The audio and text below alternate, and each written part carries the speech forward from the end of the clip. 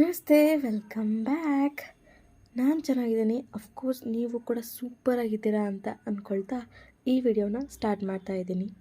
ಏನು ಗೊತ್ತಾ, ಕೆಲವೊಂದು ಪವಾಡಗಳು, ನಂಬಿಕೆಗಳು ಎಲ್ಲ ನಮ್ಮ ಸುತ್ತಮುತ್ತನೇ ಇದ್ದರೂ ಕೂಡ ನಾವು ಅದನ್ನೆಲ್ಲ ಬಿಟ್ಟು ಎಲ್ಲೋ ದೂರದಲ್ಲಿರೋ ಅದ್ಭುತಗಳನ್ನು, ಪವಾಡಗಳನ್ನು ಹುಡ್ಕೊಂಡು ಹೋಗ್ತಾ ಇರ್ತೀವಿ ಅಲ್ವಾ. ನಿಮಗೂ ಇದು ರಿಲೇಟ್ ಆಗುತ್ತೆ ಅಂತ ಅಂದ್ಕೊಳ್ತಾ ಈ ವಿಡಿಯೋನ ಸ್ಟಾರ್ಟ್ ಮಾಡ್ತಾ ಇದ್ದೀನಿ. ಇವಳೇನು ಬರೀ ಮಾತಾಡ್ತಿದ್ದಾಳೆ, ಏನು ವಿಷಯ ಅಂತಲೇ ಹೇಳ್ತಿಲ್ಲ ಅಂತ ಅಂದ್ಕೊತಿದ್ದೀರಾ. ಏನಂದರೆ, ಇವತ್ತು ನಾನು ನಮ್ಮೂರಲ್ಲಿರೋ ಚೌಡೇಶ್ವರಿ ತಾಯಿ ಸನ್ನಿಧಾನಕ್ಕೆ ಬಂದಿದ್ದೀನಿ. ನೀವಿಲ್ಲಿ ನೋಡ್ತಿರ್ಬೋದು, ಈ ತಾಯಿ ಸುತ್ತಲೂ ಹಸಿರು ಗಿಡ ಮರಗಳೇ ಇದೆ.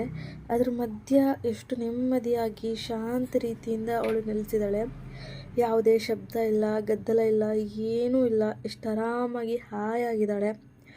ನೀವು ಕೇಳಿರ್ಬೋದು, ಎಲ್ಲ ಕಡೆ ಎಲ್ಲ ಊರಲ್ಲೂ ಚೌಡೇಶ್ವರಿ ತಾಯಿ ಊರಾಚೆ ಅಂದರೆ ಗಡಿ ಹತ್ರನೇ ನೆಲೆಸಿರ್ತಾಳೆ. ಅವಳನ್ನು ಊರ ಕಾಯೋ ದೇವಿ ಅಂತಲೇ ಕರೀತಾರೆ. ಹೌದು, ಅವಳು ಅದೇ ಥರ ಎಲ್ಲರನ್ನೂ ಕಾಯ್ತಿರ್ತಾಳೆ ಅಂತಲೇ ಹೇಳ್ತಾರೆ. ನೀವು ಇದನ್ನೆಲ್ಲ ಕೇಳಿದ್ದೀರ ಅಂತ ಅಂದ್ಕೊತೀನಿ. ಆಮೇಲೆ ಏನು ಗೊತ್ತಾ, ಸುತ್ತಲೂ ಗಿಡ ಮರಗಳೇ ಇರೋದ್ರಿಂದ ಗಾಳಿ ಎಷ್ಟು ಜೋರಾಗಿ ಬೀಸ್ತಿದ್ರು ಕೂಡ ದೀಪ ಮಾತ್ರ ಬೆಳಗ್ತಾನೆ ಇತ್ತು. ಇದೇ ಅಲ್ವಾ ಪವಾಡ ಅಂದರೆ, ಇನ್ನೇ ಏನು ಬೇಕು. ತಾಯಿ ಏನನ್ನೂ ಬಯಸಲ್ಲ. ಅವಳಿಗಿಷ್ಟವಾದಂಥ ಗಾಜಿನ ಬಳೆ, ಅದರಲ್ಲೂ ಗಾಜಿನ ಹಸಿರು ಬಳೆಗಳು, ಮತ್ತು ಅವಳಿಗೆ ಮಡ್ಲಕ್ಕಿ, ಹೂವು, ಹಸಿರು, ಅರಿಶಿಣ, ಕುಂಕುಮ ಇಷ್ಟೇ. ಮತ್ತು ನಿಮ್ಮ ಶುದ್ಧವಾದ ನಿಷ್ಕಲ್ಮಶವಾದ ಮನಸ್ಸಿನಿಂದ ಭಕ್ತಿ, ಅಷ್ಟು ಬಿಟ್ಟರೆ ಅವಳು ಏನನ್ನೂ ಬಯಸಲ್ಲ. ನೀವು ನೋಡ್ತಿರ್ಬೋದು, ಇಲ್ಲಿ ಯಾವುದೇ ಆದ ಕಟ್ಟಡ ಅಂತ ಏನೂ ಇಲ್ಲ. ಓಪನ್ ಇದರಲ್ಲಿ ಆ ತಾಯಿ ನೆಲೆಸಿದ್ದಾಳೆ. ಆದರೆ ಅವಳ ಮಹಿಮೆ ಮಾತ್ರ ಅಪಾರ ಅಂತಲೇ ಹೇಳ್ಬೋದು. ಏನು ಗೊತ್ತಾ, ಇಲ್ಲಿ ನಿಮಗೆ ಕಾಣಿಸ್ತಿದೆಯಲ್ಲ, ಈ ಕಲ್ಲಲ್ಲೇ ಮಹಿಮೆ ಇರೋದು ಮತ್ತು ಪವಾಡ ಎಲ್ಲ ಇರೋದು. ಏನಂದರೆ, ನೀವು ನಿಮ್ಮ ಮನಸ್ಸಿನಲ್ಲಿ ನಿಮ್ಮ ಬೇಡಿಕೆನ ಆ ದೇವಿಯ ಹತ್ರ ಶುದ್ಧ ಮನಸ್ಸಿಂದ ಬೇಡಿಕೊಂಡು ಆಮೇಲೆ ನೀವು ಕುತ್ಕೊಂಡು ಆ ಕಲ್ಲನ್ನು ಎತ್ತಬೇಕು. ಆ ಕಲ್ಲನ್ನು ಎತ್ತಿದಾಗ ನಿಮಗೆ ಅದು ಹಗುರವಾಗಿ ಎತ್ತೋಕೆ ಏನೂ ಕಷ್ಟನೇ ಆಗಲಿಲ್ಲ, ಆರಾಮಾಗಿ ಬಂತು ಅಂತ ಅಂದರೆ ನೀವು ಅಂದ್ಕೊಂಡಿರೋ ಕೆಲಸ ಆಗುತ್ತೆ ಅಂತ. ಅಥವಾ ನೀವು ಆ ಕಲ್ಲನ್ನು ಎತ್ತಿದಾಗ ಅದು ನಿಮಗೆ ಎತ್ತಕ್ಕೆ ಬರಲಿಲ್ಲ, ಅದು ಹಾಗೆ ಕುತ್ಕೊಳ್ತು ಅಂತ ಅಂದರೆ ನೀವು ಅಂದ್ಕೊಂಡಿರೋದು ಆಗಲ್ಲ ಅಂತ. ಇನ್ ಕೇಸ್ ನೀವು ಎತ್ತಿದಾಗ ಅದು ಸ್ವಲ್ಪ ಭಾರ ಅನ್ನಿಸ್ತು, ಸ್ವಲ್ಪ ಕಷ್ಟ ಆಯಿತು ಆ ಕಲ್ಲನ್ನು ಎತ್ತಿದಾಗ ಅಂತಂದರೆ ನೀವು ಅಂದ್ಕೊಂಡಿರೋ ಕೆಲಸ ತಡವಾಗುತ್ತೆ ಅಂತ. ಒಟ್ಟಿನಲ್ಲಿ ನೀವು ಅಂದ್ಕೊಂಡಿರೋ ಕೆಲಸ ಆಗುತ್ತೆ, ತಡವಾಗುತ್ತೆ ಅಷ್ಟೆ. ನಾನು ಕೂಡ ಇದನ್ನು ಎಕ್ಸ್ಪೀರಿಯೆನ್ಸ್ ಮಾಡಿದ್ದೀನಿ. ನಾನು ಒಂದು ವಿಷಯದ ಬಗ್ಗೆ ಆ ತಾಯಿ ಹತ್ರ ಬೇಡ್ಕೊಂಡಿದ್ದೆ. ನನಗೆ ಆ ಕಲ್ಲನ್ನು ಎತ್ತಿದಾಗ ಅದು ಸ್ವಲ್ಪ ಭಾರ ಅನ್ನಿಸ್ತು, ಬಟ್ ನನಗೆ ಆ ಕೆಲಸ ಆಯಿತು. ತಡವಾಗಾದರೂ ಕೂಡ ನನಗೆ ಒಳ್ಳೆಯದೇ ಆಯಿತು. ಅದರಲ್ಲಿ ನಂಗೆ ತುಂಬಾ ಖುಷಿ ಇದೆ. ಯಾವುದೇ ವಿಘ್ನ ಇಲ್ಲದೆ ನಾನು ಅಂದ್ಕೊಂಡಿರೋದು ನನಗೆ ಆರಾಮಾಗಿ ಆಯಿತು. ನಿಜವಾಗ್ಲೂ ದೇವ್ರು ಇದ್ದಾರೆ ಅನ್ನೋದು ತುಂಬಾ ಸತ್ಯ. ದೇವ್ರು ಯಾವತ್ತೂ ಕೆಟ್ಟದ್ದನ್ನು ಮಾಡಲ್ಲ. ನೀವು ಏನೇ ಒಂದು ಮಾಡೋಕ್ಕೆ ಹೊರಟಿದ್ದೀರಾ ಅಂತಂದರೆ ಅದರಲ್ಲಿ ಸಕ್ಸಸ್ ನಿಮಗೆ ಸಿಕ್ಕಿಲ್ಲ ಅಥವಾ ಆ ಟೈಮಿಗೆ ಆಗಿಲ್ಲ ಅಂತಂದರೆ ದೇವ್ರು ನಿಮಗೆ ಒಳ್ಳೇದು ಮಾಡ್ತಿಲ್ಲ. ನಮ್ಮ ಕಡೆ ದೇವ್ರು ಇಲ್ಲ ಅಂತ ಅಂದ್ಕೊಳ್ಳೋದಕ್ಕಿಂತ ಆಗುತ್ತೆ, ಎಲ್ಲನೂ ಒಳ್ಳೆಯದೇ ಆಗುತ್ತೆ ಅಂತ ಒಂದು ನಂಬಿಕೆನೇ ಇಟ್ಕೋಬೇಕು. ಫಸ್ಟು ನಂಬಿಕೆನೇ ಇಲ್ಲದೆ ಇದ್ದರೆ ಏನಾಗುತ್ತೆ ಅಲ್ವಾ.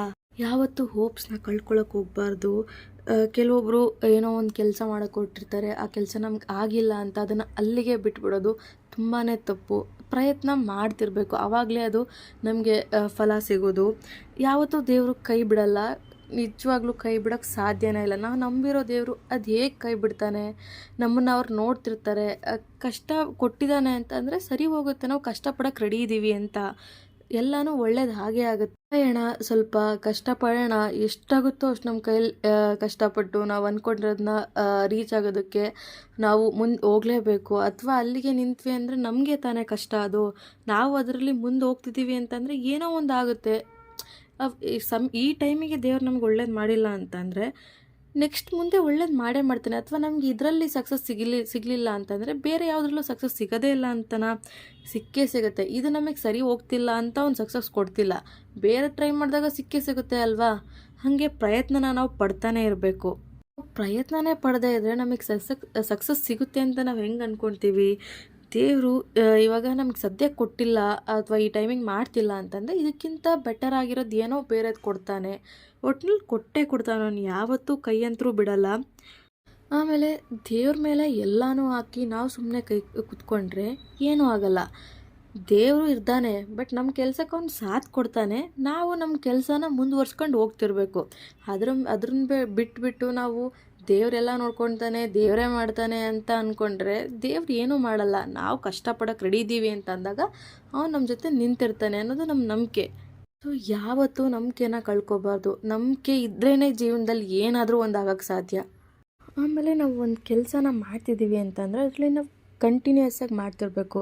ಅರ್ಧಕ್ಕೆ ಬಿಡೋದು ಮತ್ತು ಇನ್ನೊಂದನ್ನು ಸ್ಟಾರ್ಟ್ ಮಾಡೋದು ಅದೆಲ್ಲ ತಪ್ಪು. ಕಂಟಿನ್ಯೂಟಿ ಇದ್ದರೆ ಮಾತ್ರ ಯಾವುದ್ರಲ್ಲಾದರೂ ಒಂದರಲ್ಲಿ ನಾವು ಸಕ್ಸಸ್ ಕಾಣೋದಕ್ಕೆ ಸಾಧ್ಯ.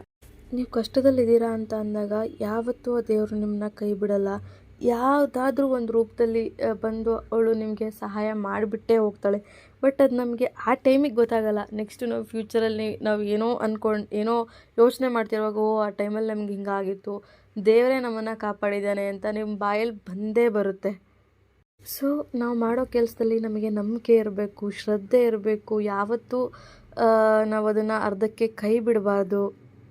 ಆಗೋದೆಲ್ಲ ಒಳ್ಳೆಯದಕ್ಕೆ ಅಂತ ನಮ್ಮ ಕೆಲಸನ ನಾವು ಮಾಡಿಕೊಂಡು ಮುಂದಕ್ಕೆ ಹೋಗ್ತಾ ಇರಬೇಕು. ಈ ತಾಯಿನ ಈ ಊರಲ್ಲಿ ತುಂಬ ಜನ ನಂಬಿದ್ದಾರೆ. ಅವಳನ್ನು ನಂಬಿರೋರಿಗೆ ಅವಳು ಯಾವತ್ತೂ ಕೈ ಬಿಟ್ಟಿಲ್ಲ. ಎಲ್ಲರೂ ತುಂಬ ಚೆನ್ನಾಗಿ ನೋಡ್ಕೊಳ್ತಾ ಇದ್ದಾಳೆ. ಆ ದೇವಿ ನಿಮ್ಮೆಲ್ರಿಗೂ ಒಳ್ಳೇದು ಮಾಡಲಿ ಅಂತ ಬೇಡ್ಕೊಳ್ತಾ, ಈ ವಿಡಿಯೋ ನಿಮ್ಗೆಲ್ರಿಗೂ ಇಷ್ಟ ಆಗಿದೆ. ಆ ತಾಯಿ ನಿಮ್ಮೆಲ್ರಿಗೂ ಒಳ್ಳೇದು ಮಾಡಲಿ. ಈ ವಿಡಿಯೋ ನೋಡಿದವ್ರೆಲ್ರಿಗೂ ಧನ್ಯವಾದಗಳು. ಈ ವಿಡಿಯೋ ನಿಮಗೆ ಇಷ್ಟ ಆಗಿದರೆ ಒಂದು ಲೈಕ್, ಶೇರ್, ಕಮೆಂಟ್ ಮಾಡಿ.